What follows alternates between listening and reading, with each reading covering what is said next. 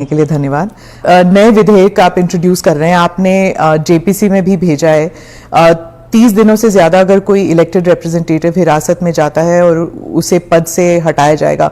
आपने कहा कि क्लॉज जरूर गंभीर होने चाहिए, लेकिन इनोसेंट अंटिल प्रूवन गिल्टी, क्या इस सिद्धांत को ये उलट नहीं जाता इससे?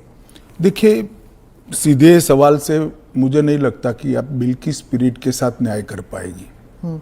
मैं आपके माध्यम से पूरे देश की जनता को बताना चाहता हूं कि 130वां संशोधन क्या है।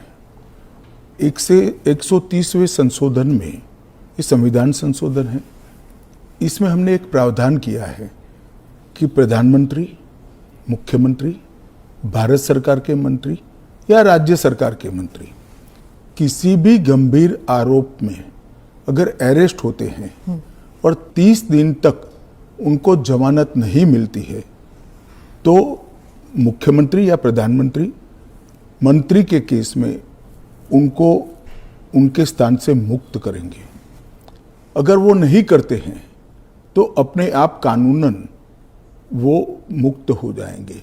ये प्रावधान 130वें संवैधानिक संशोधन में हमने किया है। अब सबसे पहले मैं स्पष्ट कर देता हूं, संसद के अंदर चुनी हुई सरकार कोई भी विधेयक लाए या संवैधानिक संशोधन लाए, इसको सदन के सामने रखने में क्या विरोध हो सकता है। जबकि मैंने स्पष्ट कर दिया था कि इसको हम दोनों सदनों की संयुक्त समिति को सौंपेंगे। वहां आप आपके विचार व्यक्त कर सकते हैं। और दूसरा, जब इस पर मतदान हो तब आप आपका मत व्यक्त कर सकते हो, क्योंकि ये संवैधानिक संशोधन है तो 2/3 बहुमत चाहिए दोनों सदनों में, जो आपके पास नहीं है या नहीं है वो तो उस वक्त सिद्ध होगा। परंतु उस वक्त आप अपना विचार भी रख सकते हो और वोट भी कर सकते हो। किसी भी सरकार के विधेयक को या संविधान संशोधन को सदन में पेश न होने देना और इस तरह का व्यवहार करना, ये क्या लोकतंत्र में उचित है? क्या देश की पार्लियामेंट के दोनों सदन बहस के लिए है या शोरगुल और हल्ले के लिए है? मुद्दे का विरोध हमने भी देखा है, हमने भी करा है, परंतु बिल को पेश न होने देने की एक प्रकार की मानसिकता मैं नहीं मानता हूं कि ये लोकतांत्रिक है और विपक्ष को देश की जनता के सामने इसका जवाब देना पड़ेगा। उनका जो मैनर ऑफ प्रोटेस्ट है उसके बारे में मैं बाद में पूछूंगी, लेकिन ये जो गंभीर आरोपों का जो दायरा है, क्या आप स्पष्ट कर सकते हैं कि गंभीर आरोप क्या है? स्पष्ट कर सकती है क्या? हाँ, तो वही मैं आपसे तो जरा पूछिए आरोप। तो क्या आरोप हो सकते हैं? कैपिटल मतलब मर्डर, रेप, ऐसे वाले जो नहीं, पहले विपक्ष का इस बिल में विरोध क्या है वो तत्वतः आप बता सकती है क्या? इसका मूल विरोध का कारण जो विपक्ष ने मीडिया को समझाया होगा, हाँ, वो आप हमें बताइए। तो वो तो कह रहे हैं कि आप इस बिल के जरिए आप जो इलेक्टेड रिप्रेजेंटेटिव है, जिनके पास मैंडेट है और जिनका जनाधार से कनेक्शन है, आप उसको उलट रहे हैं और आप 30 डेज में आप बेल नहीं मिलेगा तो वो हट जाएंगे। और ये तो it is like political suicide या पॉलिटिकल मर्डर। देखिए, इस देश में आज एनडीए के मुख्यमंत्रियों की संख्या ज्यादा है। प्रधानमंत्री भी एनडीए के हैं, श्री नरेंद्र मोदी प्रधानमंत्री। तो ये बिल सिर्फ विपक्ष के लिए क्वेश्चन खड़ा नहीं करता, हमारे मुख्यमंत्रियों के लिए भी क्वेश्चन खड़ा करता है। मैंने जो सुना वो कह रहे कि आपके लोगों के सामने एफआईआर नहीं होती है। ये जनता को गुमराह करे। उनको मालूम है कि किसी भी व्यक्ति के खिलाफ आरोप है तो आप पब्लिक इंटरेस्ट लिटिगेशन के माध्यम से कोर्ट के सामने जा सकते हैं। कोर्ट ऑर्डर करेगी कि इनके खिलाफ एफआईआर करो। अगर ज्यादा ही गंभीर मामले हैं तो कोर्ट मॉनिटर भी करती है। इसमें पक्ष विपक्ष कहां आता है? ये एक सेकंड, मेरी बात पूरी नहीं हुई है। इसमें पक्ष विपक्ष नहीं आता है। और दूसरी बात, इसमें 30 दिन तक जमानत का प्रावधान किया गया है। अगर फर्जी टाइप का केस है तो देश की हाई कोर्ट और सुप्रीम कोर्ट आंख मूंद कर नहीं बैठे हैं। किसी भी केस में हाई कोर्ट और सुप्रीम कोर्ट को जमानत देने का अधिकार है। अगर जमानत नहीं मिलती है तो आपको पद छोड़ना पड़ेगा। मैं एएनआई के माध्यम से देश की जनता को और पूरे विपक्ष को भी पूछना चाहता हूं, क्या कोई मुख्यमंत्री, कोई प्रधानमंत्री या कोई मंत्री जेल में रहकर सरकार चला सकता है क्या? इस देश के लोकतंत्र के लिए शोभा रूप है क्या? और अगर 30 दिन के बाद जमानत मिल जाती है तो वो फिर से शपथ ले सकते हैं। हम multi party parliamentary democratic system में है। जब आपके पास सदन में बहुमत होता है, एक मुख्यमंत्री को किसी भी कारणसर जेल में जाना पड़ा, 30 दिन तक जमानत नहीं हुई, तो अब वो पदमुक्त हो जाएंगे, परंतु उनका बहुमत तो बना रहेगा। जैसे ही मुक्त होंगे वो फिर से मुख्यमंत्री बन सकते हैं। ये जो गंभीर आरोप होते हैं इन लोगों के खिलाफ, वो उनको साबित करने के लिए या उनसे छुटकारा पाने के लिए इतना वक्त लग जाता है। आप जैसे जो डेमोक्रेसीज हैं, बाकी डेमोक्रेसीज हैं, वहां पे क्या होता है कि वो हट जाते हैं और फिर वापस आते हैं। यहाँ पे तो जेल में डाल देते हैं। देखिए, जेल में डालने का जो प्रावधान है वो एनडीए सरकार ने नहीं बनाया है, वो सालों से यहां चल रहा है। दूसरी बात कि ये जो आपने कहा कि गंभीर आरोप की व्याख्या क्या होगी, तो उसमें हमने व्याख्या कर दी है कि 5 साल से ज्यादा सजा का जहां प्रावधान है वहां पर उनको पद छोड़ना पड़ेगा। कोई छुटपुट आरोप के लिए पद नहीं छोड़ना है, मगर जिन पर करप्शन के आरोप है या 5 साल से ज्यादा सजा के आरोप है, ऐसे मंत्री, मुख्यमंत्री या प्रधानमंत्री जेल में बैठकर सरकार चलाए, ये कितना उचित है? पर दोष के ऊपर कैसे कर सकते हैं? पहले मैं आपको सिद्धि तो हो जाए ना। मैं आपको बताना चाहता हूं, आज भी भारत के जन प्रतिनिधित्व कानून जो है उसके अंदर प्रावधान है कि किसी भी चुने हुए प्रतिनिधि को 2 साल या इससे अधिक समय के लिए सजा होता है तो वो अपने स्थान से मुक्त हो जाएंगे सांसद के रूप में। अब उस पर हाई कोर्ट की अपील बाकी है, इस पर सुप्रीम कोर्ट की अपील बाकी है, मगर एक मॉरल ग्राउंड तय करने के लिए कानून आजादी मिली तब से बना है। इस पर भी आर्गुमेंट होता है कि भाई वो हाई कोर्ट से छूट जाएंगे, वो सुप्रीम कोर्ट से छूट जाएंगे, क्योंकि अपील फाइनल नहीं हुई है। तो जैसे ही छूटते हैं उनकी सदस्यता रिवाइव हो जाती है। कई सारे लोगों की सदस्यता समाप्त हो गई और तुरंत रिवाइव भी हुई, ऊपर से सजा का स्टे मिलने के बाद। पर इस दौरान उनका राजनीतिक कुछ नहीं होता है ना सर। सत्येंद्र जैन का देख लीजिए, उनके 4 साल कौन लौटाएगा? उनकी जो पॉलिटिकल लाइफ है वो तो खत्म हो गई ना। नहीं, मगर 4 साल तक उनको जमानत नहीं मिला, केस अभी चालू है। हाँ, तो पर उसके बाद सीबीआई का जो रिपोर्ट है वो कोर्ट ने एक्सेप्ट कर लिया ना। आप भयंकर भ्रांति में हो। जिस एफआईआर में वो 4 साल जेल में रहे, वो एफआईआर में क्लोजर रिपोर्ट नहीं भरी गई। क्लोजर रिपोर्ट 2022 के केस में भरी गई। जिन 4 केसों में वो जेल में गए थे और लंबे समय तक रहे, वो 4 केसों में सीबीआई ने चार्जशीट किया है और वो ट्रायल फेस कर रहे हैं। मगर आप पार्टी के प्रोपेगेंडा का आप शिकार हो। सत्येंद्र जैन जी को जिस केसों में लंबा समय जेल में रहना पड़ा, वो सारे के सारे केसों में चार्जशीट हुआ है और वो ट्रायल फेस कर रहे हैं। और अरविंद केजरीवाल जो थे, उनका भी ऐसे ही हुआ था, बेल मिला और फिर उसके बाद वो वापस आ गए। क्या यही होने वाला है हर नॉन बीजेपी चीफ मिनिस्टर के साथ? तो आप मुझे एक बात का जवाब दीजिए। नॉन बीजेपी बीजेपी छोड़ दीजिए, दोनों के लिए समान कानून है, परंतु किसी ने भी जेल से सरकार चलानी चाहिए क्या? आजादी से अब तक कई सारे नेता जेल में गए, कई सारे मुख्यमंत्री भी गए, मंत्री भी गए, और सबने इस्तीफा देकर जेल में गए। अभी अभी एक ट्रेंड शुरू हुआ कि जेल में जाने के बाद भी इस्तीफा नहीं देना। ढेर सारे ऐसे लोग हैं जिन्होंने इस्तीफा दिया।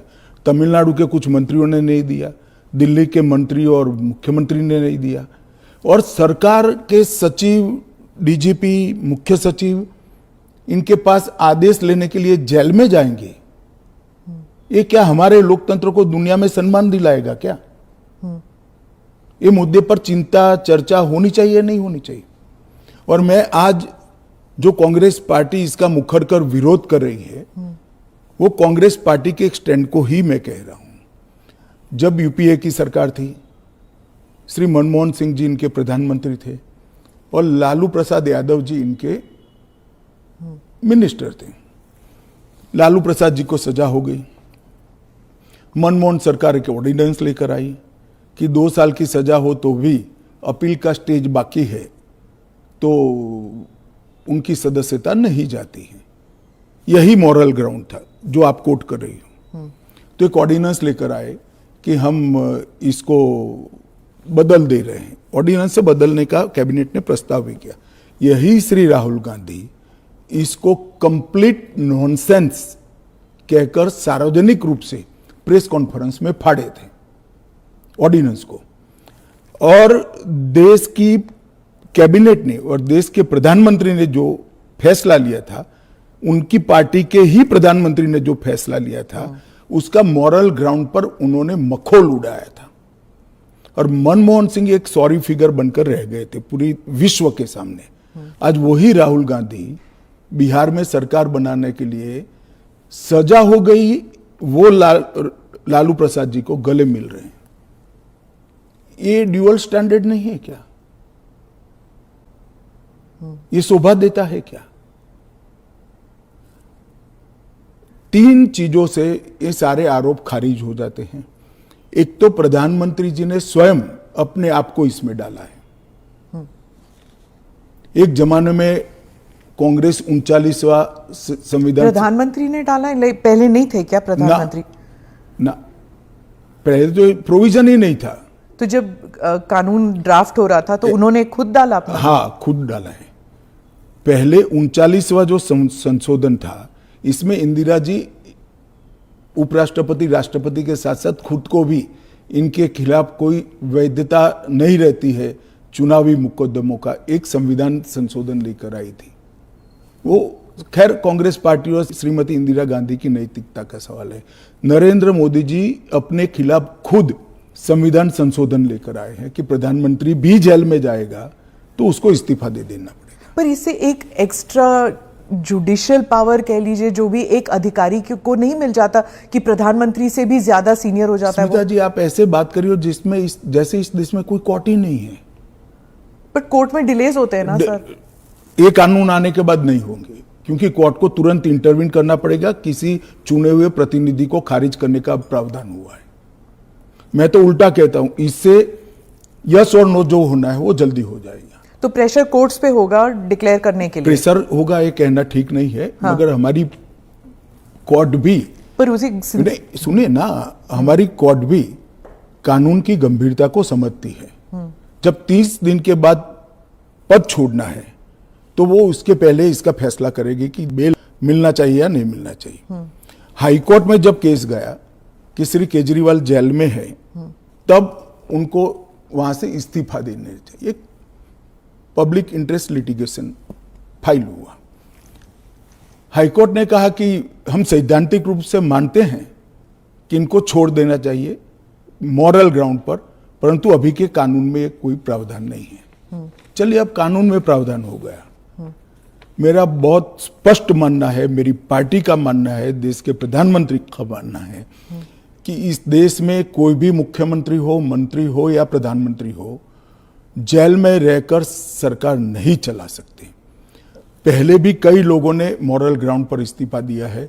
लाल कृष्ण अडवाणी जी ने दिया था, येदुरप्पा जी ने दिया था, ईश्वरप्पा जी ने दिया था, जॉर्ज फर्नांडिस जी ने दिया था। कई सारे लोगों ने मॉरल ग्राउंड पर इस्तीफे दिए हैं।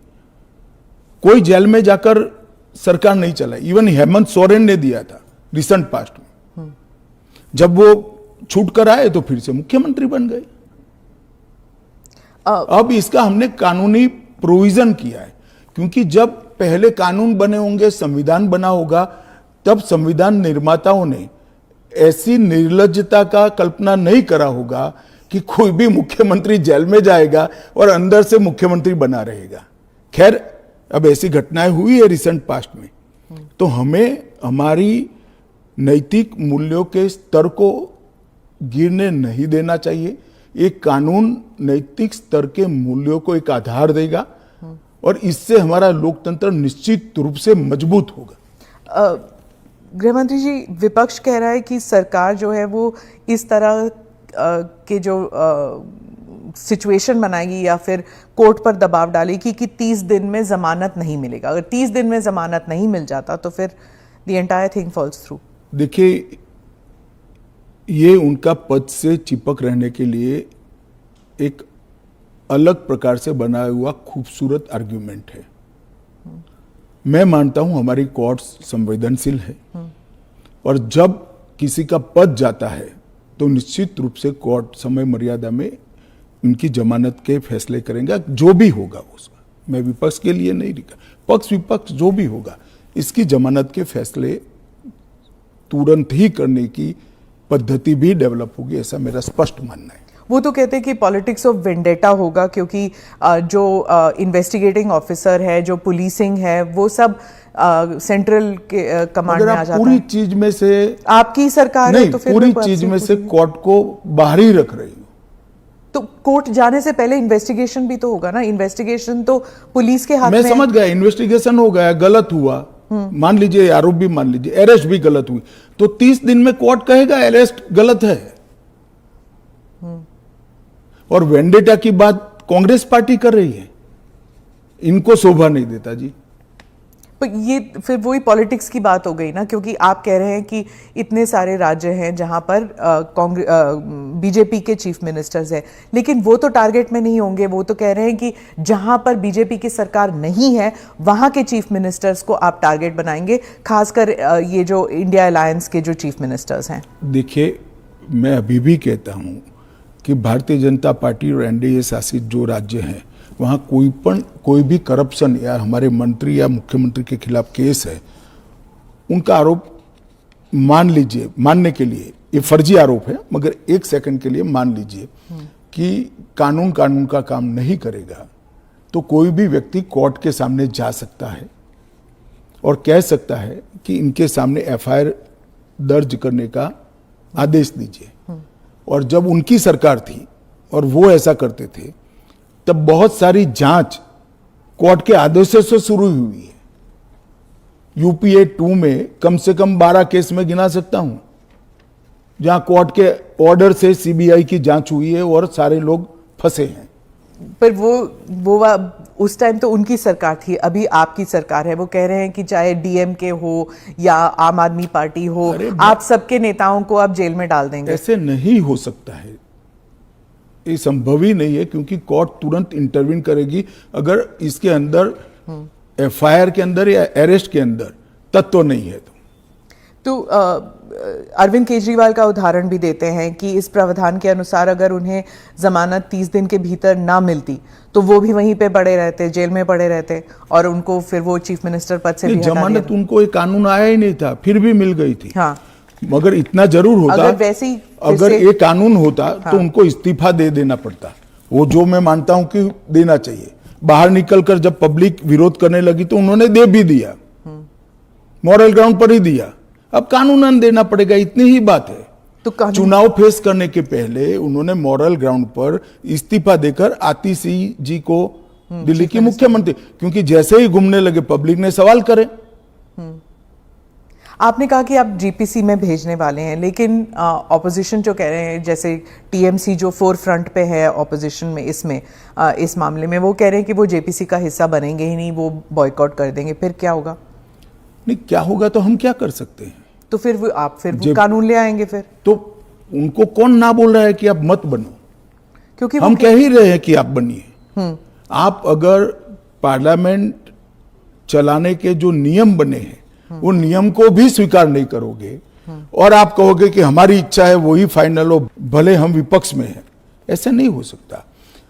सरकार उनको मौका दे सकती है, अगर वो मौके का स्वीकार नहीं करते हैं तो हम क्या कर सकते हैं? हम तो रिसीविंग एंड पर हैं। क्योंकि वो रिसीविंग एंड पे हैं आप। निश्चित रूप से अगर जेपीसी बनाने का निर्णय होने के बाद भी वो जेपीसी का बहिष्कार करते हैं तो सरकार के पास विकल्प क्योंकि क्या वो होगा? कह रहे हैं कि आप सिर्फ उनका स्टैंप चाहते हैं, ये तो संविधान की हत्या है ये बिल। ऐसा नहीं है। जेपीसी में अनेक साक्ष्य बुलाए जाते हैं, सार्वजनिक जीवन के भी बुलाए जाएंगे। आप एप्लीकेशन करोगी तो आपको भी बुलाएंगे, आपका रिकॉर्ड होता है और वो सारे दलीलों का, साक्ष्यों के दलील का काट कर कर रिपोर्ट तैयार होता है और वो रिपोर्ट के आधार पर बिल को बदला जाता है। तो पूरी पार्लियामेंट की संवैधानिक प्रक्रिया को ही सिरे से खारिज कर दें।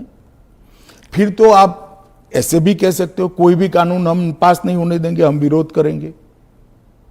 कि महत्वपूर्ण बिल है, सभी पार्टियों के सदस्यों की राय पार्टी से कंसल्ट कर कर एक कंसीडर्ड राय जेपीसी के सामने आनी चाहिए। और अगर जेपीसी नहीं आता, अगर वो बहिष्कार करते हैं, तब क्या होगा? तो कुछ नहीं होगा, जेपीसी अपना काम करेगी।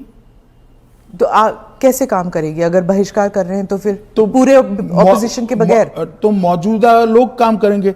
कल को आप अगर ऑपोजिशन अभी से लेकर 4 साल तक कोई काम में सहयोग नहीं होता है, देता है, तो देश नहीं चलेगा क्या? स्मिता जी, ऐसे नहीं चलता है। हम इतना ही कर सकते हैं कि उनको बोलने का मौका दे, उनको बात रखने का मौका दे। अगर वो अपनी बात रखना ही नहीं चाहते हैं, अगर बोलना ही नहीं चाहते हैं, तो देश की जनता भी तो देख रही है ना चीजों को। विपक्ष का यही कहना है कि आप हमेशा कह रहे हैं, इस बिल को लेकर कह रहे हैं कि जुडिशरी डिसाइड करेगा, जुडिशरी।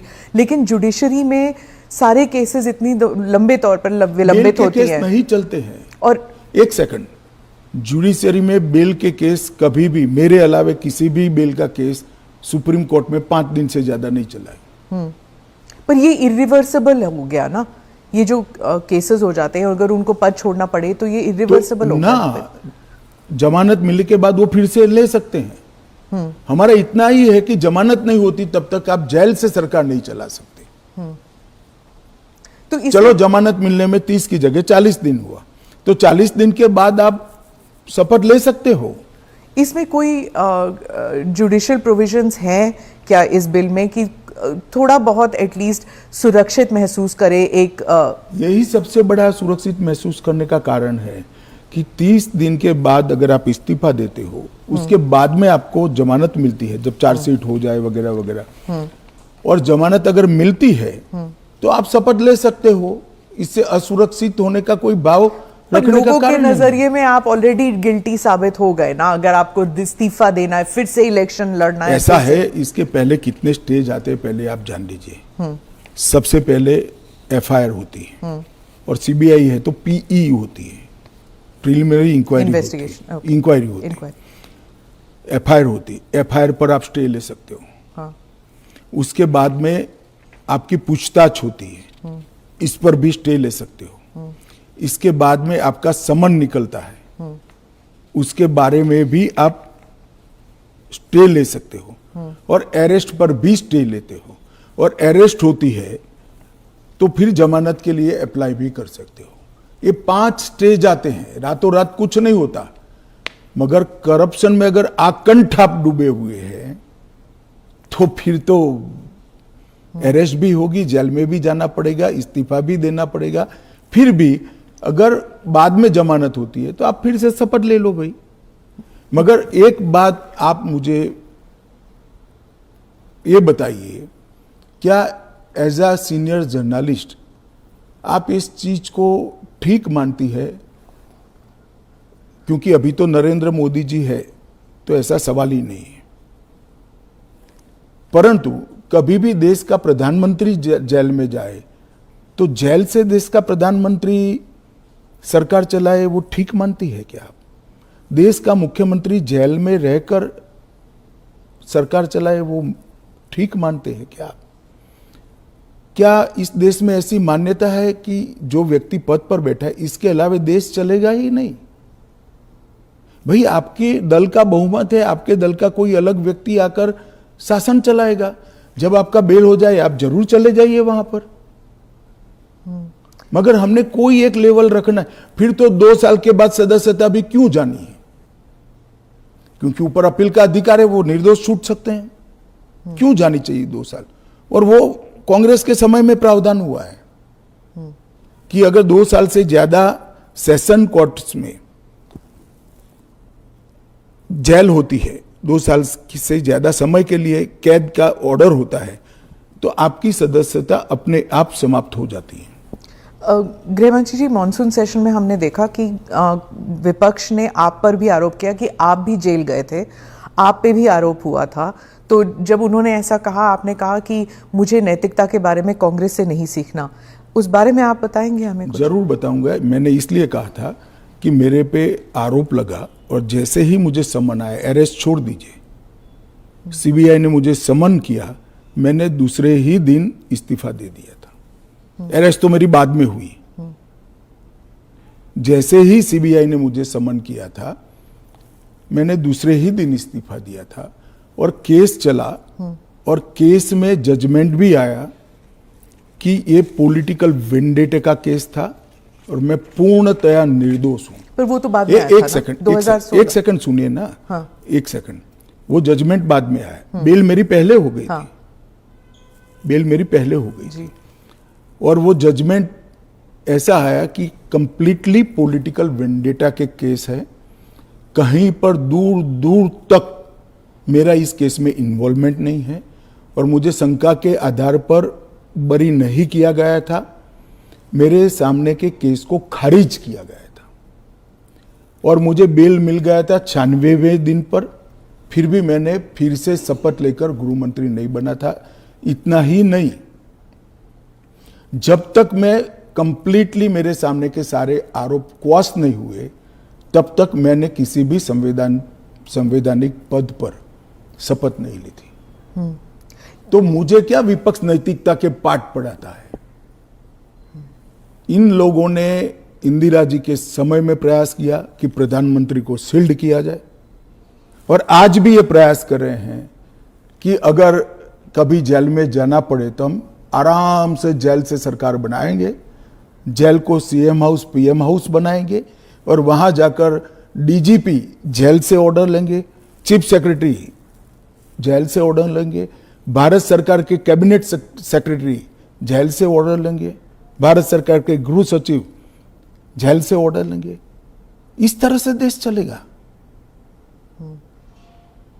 और ये कल्पना ही मैं तो, मेरी पार्टी और मैं दोनों सिरे से खारिज करते हैं कि जो व्यक्ति बैठा है इसके बगैर इस देश का शासन नहीं चल सकता और इससे किसी का भी बहुमत पार्लियामेंट में या विधानसभा में प्रभावित नहीं होगा। एक सदस्य जाएगा, आपकी ही पार्टी के दूसरे साथी सरकार चलाएंगे और आप जब जमानत प्राप्त कर लोगे तो आप आकर फिर से शपथ कर सकते हो। इसमें आपत्ति क्या है? अमित शाह जी, आप बार बार जुडिशरी का हवाला देते हैं, लेकिन उस वक्त भी जस्टिस आफ्ताब आलम आपके घर आए थे आपसे सिग्नेचर लेने के लिए कि आप गुजरात से बाहर चले जाएंगे। ना, ऐसा नहीं हुआ है। आफ्ताब आलम साहब कभी मेरे घर पे आए नहीं है, ऐसी जरूरत भी नहीं पड़ी है। इन्होंने यहाँ रविवार के दिन स्पेशल कोर्ट बिठाकर मेरी बेल एप्लीकेशन को सुना और रिजेक्ट किया? ना, रिजेक्ट नहीं किया। इन्होंने कहा कि मुझे लगता है कि अमित शाह गृह मंत्री रहे, वो साक्ष्य को प्रभावित कर। तो मेरी जो वकील थी, इन्होंने कहा कि आपको अगर ये भय है तो जब तक बेल एप्लीकेशन डिसाइड नहीं होता हमारे क्लाइंट गुजरात के बाहर रहेंगे। वो मैंने स्टेटमेंट किया है। 2 साल आप बाहर रहे? हाँ, 2 साल में बाहर रहा, निश्चित रूप से बाहर रहा, क्योंकि 2 साल भारत के इतिहास में कभी भी किसी की बेल एप्लीकेशन 2 साल नहीं चली है। आलम साहब की कृपा से मेरी बेल एप्लीकेशन 2 साल चली, ज्यादा से ज्यादा बेल एप्लीकेशन 11 दिन तक चली है। आपने उस वक्त पहले भी जिक्र किया था अडवाणी जी के ऊपर कि उन्होंने भी इस्तीफा दिया था। जी, कहा था अडवाणी जी ने इस्तीफा दिया था, ढेर सारे हमारे कार्यकर्ता, मदन लाल खुराना वगैरह सारे, सभी ने दिया था। कि जब तक, अरे अभी हेमंत सोरेन जी ने दिया था। ये तो एक नया संस्कृति आया अभी। विगत 2 साल पहले ऐसा केस ही नहीं था कोई। सभी लोगों पर आरोप लगते थे, सब लोग इस्तीफा दे देते थे, बरी होकर राजनीति शुरू करते थे। तमिलनाडु के कुछ मंत्रियों ने इस्तीफा नहीं दिया, दिल्ली के मंत्री और मुख्यमंत्री ने इस्तीफा नहीं। और अगर इस तरह से इस समाज जीवन का, नैतिकता का स्तर आप राजनीति का और समाज जीवन का नीचे ले जा रहे हैं, इससे हम सहमत नहीं हैं। और अगर मैं अब पूछता हूं, आप मुझे पूछ रही हैं, तो लालू जी के वो ऑर्डिनेंस फाड़ने का, लालू जी के बचाने के लिए जो ऑर्डिनेंस मनमोहन सिंह लाए थे, वो ऑर्डिनेंस को फाड़ने का राहुल गांधी का औचित्य क्या था? तो अगर उस दिन वो मोरालिटी थी तो आज नहीं है क्या? क्योंकि आप लगातार 3 चुनाव हार चुके हो। मोरालिटी के स्टैंडर्ड्स चुनाव के जय पराजय के साथ जुड़े नहीं है। मोरालिटी के स्टैंडर्ड सूर्य और चंद्र की तरह हमेशा अपनी जगह पे स्थिर रहने चाहिए। तो क्या आप कह रहे हैं कि राहुल गांधी कॉम्प्रोमाइज हो गए हैं आरजेडी के लिए? नहीं, मुझे कहने की कहां जरूरत है। उनके 2 चीजों को वो कैसे जस्टिफाई करेंगे? मैंने तो आज पूछ लिया, आप इनका इंटरव्यू कर कर पूछ लो उनको। तो आपके जो एनडीए के जो पार्टीज हैं, क्या वो सब सहमत है इस जी सर, बिल को लेकर? सब चंद्रबाबू नायडू, नीतीश कुमार, सब सहमत है। सब आप पर इस मॉनसून सेशन में वो इतने आगे तो नहीं आए आपको डिफेंड करने के लिए, आप अकेले नजर आए। नहीं, आगे आने का मौका ही नहीं आया, बहस ही नहीं होने दी। जब जेपीसी होगी, जब बहस होगी और फिर पार्लियामेंट में बहस होगी तो सभी दल अपना अपना पक्ष रखेंगे। फिर आप पर पर्सनल अटैक हुआ, माइक हाथ में पकड़ा। देखिए, पार्लियामेंट किस तरह से चलनी चाहिए वो अकेला सत्ता पक्ष तय नहीं कर सकता। किसी भी बिल के लिए या संवैधानिक संशोधन के लिए स्वस्थ बहस का वातावरण अगर विपक्ष नहीं बनाता है तो देश की जनता देख रही है कि ये पद्धति ठीक है क्या। इस बिल पर जब तय था कि बिल अभी पारित नहीं होना है, जेपीसी में जाना है, मैंने बीच में ही खड़े होकर इसकी घोषणा कर दी थी, तो विपक्ष इस बिल पर अपना विचार रख सकता था या नहीं रख सकता, मुझे जवाब देना पड़ता। फिर तो बिल जाता जेपीसी में, उस दिन पास नहीं होना था। मैंने पहले ही घोषणा कर दी थी कि इस बिल को सरकार ने तय किया है कि ये जेपीसी में जाएगा, दोनों सदन का जेपीसी बनेगा, 21 सदस्य लोकसभा के होंगे, 10 सदस्य राज्यसभा के होंगे, 31 सदस्य प्रोरेटा सभी दलों से आएंगे। क्या ये बिल पास हो जाएगा? मुझे तो विश्वास है हो जाएगा। कांग्रेस पार्टी में ही और विपक्ष में ही कई लोग ऐसे निकलेंगे जो मोरालिटी का सपोर्ट करेंगे, मोरल ग्राउंड को बनाए रखने के लिए सपोर्ट करेंगे। और कब तक, कोई सीमा है, टाइम फ्रेम है? ये जेपीसी के अध्यक्ष जो बनेंगे उस पर निर्भर होगा। वो जब चर्चा समाप्त करेंगे तुरंत हम तो अगले सप्ताह में ले आएंगे। ऑपोजिशन कहती है कि जो पार्लियामेंट के अंदर सीआईएसएफ को लगाया गया है, इसकी वजह से लेजिटिमेट प्रोटेस्ट नहीं हो पा रहे और वो फोर्सिबली लोगों को बाहर किया जाता है जब प्रोटेस्ट करते हैं तो वेल ऑफ द हाउस से। पहली एक बात की स्पष्टता आप समझ लीजिए, पार्लियामेंट के अंदर कोई भी फोर्स पार्लियामेंट की और गृह के अंदर सदन की सुरक्षा में वो स्पीकर के अधीन होती है। इसमें फोर्स का महत्व नहीं होता है। पहले भी दिल्ली पुलिस के जवान थे, अब सीआईएसएफ मार्शल्स थे ना पहले। तो वही मार्शल्स होते हैं, आज भी मार्शल्स ही है। वो जैसे ही संसद की सुरक्षा विंग में आते हैं वो सीआईएसएफ या दिल्ली पुलिस के जवान नहीं रहते, वो मार्शल माने जाते हैं और वो स्पीकर के तहत होते हैं। मार्शल सदन के अंदर तभी प्रवेश करते हैं जब स्पीकर उनको ऑर्डर करे। एक बात, ये जो बदलाव हुआ है वो एक बड़ी दुर्घटना हुई थी। कुछ वामपंथी लोगों ने संसद के अंदर स्प्रे किया था, कलर स्प्रे किया था। उस वक्त लोकसभा स्पीकर ने एक कमेटी बनाई और वो कमेटी में गृह सचिव भी थे, लोकसभा के सेक्रेटरी जनरल थे, राज्यसभा के सेक्रेटरी जनरल थे और कई लोग थे। उन्होंने मिलकर ये तय किया कि किसी ने किसी एक सीएपीएफ में स्पेशल संसद की सुरक्षा के लिए ट्रेनिंग किया हुआ एक दस्ता बनाया जाए, जो दस्ता संसद सभ्यों की गरिमा, पार्लियामेंट्री प्रोसीडिंग की गरिमा और संसद की सुरक्षा तीनों का समायोजन कर कर काम कर पाए।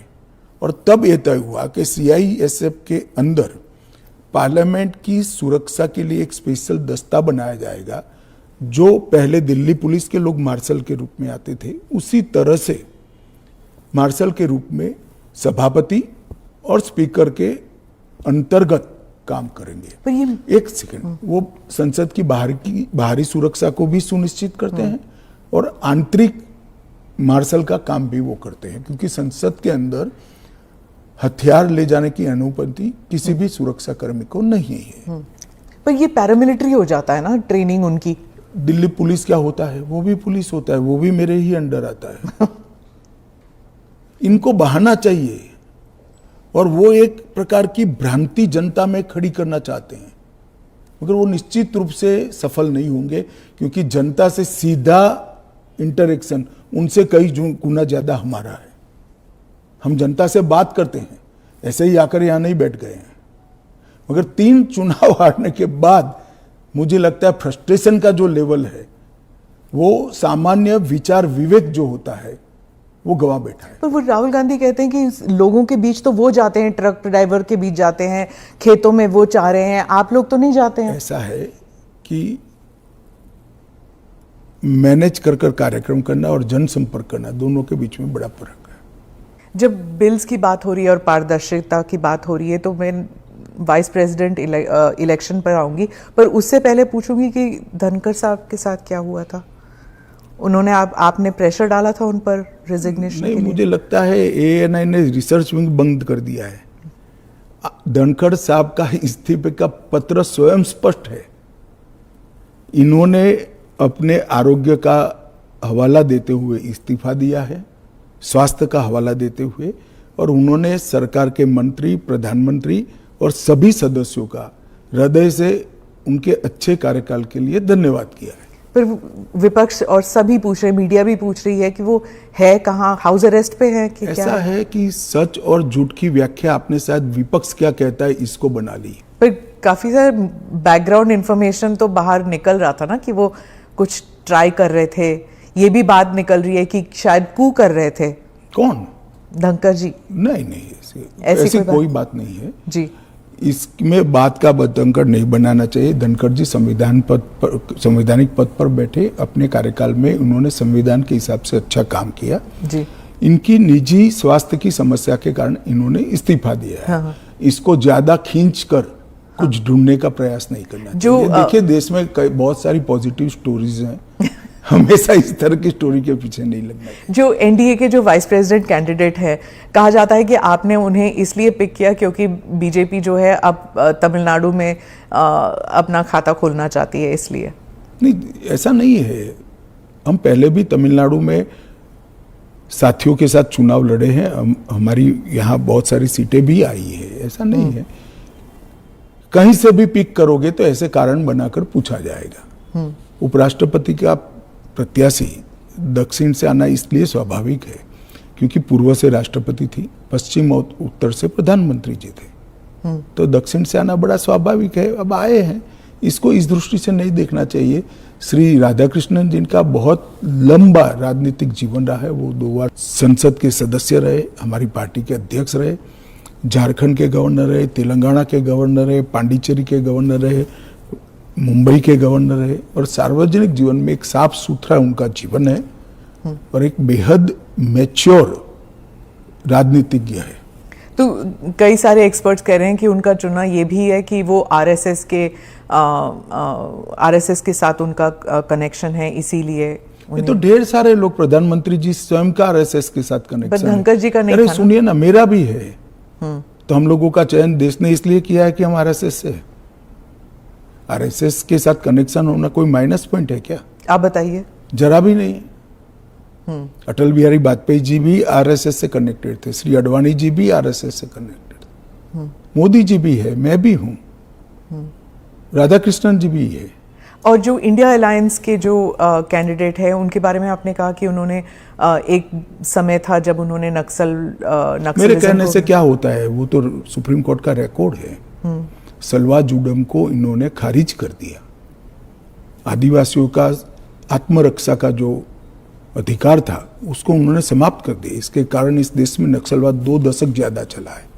उस वक्त नक्सलवाद अंतिम सांसें गिन रहा था, क्योंकि जो आदिवासी थे, जो बच्चों को पढ़ाना चाहते थे, जिनके यहाँ रोड नहीं पहुंचता था, इससे परेशान थे, जिनके यहाँ स्वास्थ्य सेवाएं नहीं थी, वो परेशान थे। उन्होंने खुद की रक्षा के लिए सलवा जुडम बनाया था। इसको सुप्रीम कोर्ट ने खारिज कर दिया। ये तो सुप्रीम कोर्ट का रिकॉर्ड है, इनका जजमेंट है। और इसके बाद जो स्कूल तबाह हो गए थे नक्सलियों के कारण, वो स्कूलों में सीआरपीएफ और सुरक्षा बल बैठे थे, रातों रात एक ऑर्डर करके सबको बाहर कर दिया। कई जगह हमले हुए सुरक्षा बलों पर। ये दोनों जजमेंट, इसका जवाब श्री सुदर्शन रेड्डी से ज्यादा राहुल गांधी ने देना चाहिए कि उन्होंने क्यों पिक किया। जी, मैं तो मानता हूं यही क्राइटेरिया रहा होगा। नक्सल को सपोर्ट करने के लिए नहीं, वामपंथी विचारधारा, और इसलिए ये जजमेंट से निश्चित रूप से नक्सल प्रोटेक्ट हुए हैं। तो क्या वाइस प्रेसिडेंट इलेक्शन भी अब it will be polarising factor? पहले भी नहीं होता। पोलराइजेशन क्या है? जब आप इतना बड़ा आरोप लगा रहे हैं कि और पोलराइजेशन अगर होगा भी तो किस मुद्दे पर होगा? देश की सुरक्षा के मुद्दे पर होगा। मैं मानता हूं देश की सुरक्षा पर सांसदों ने विचार करना चाहिए या नहीं करना चाहिए। ANI के साथ बात करने के लिए धन्यवाद। आपका धन्यवाद। Thank you.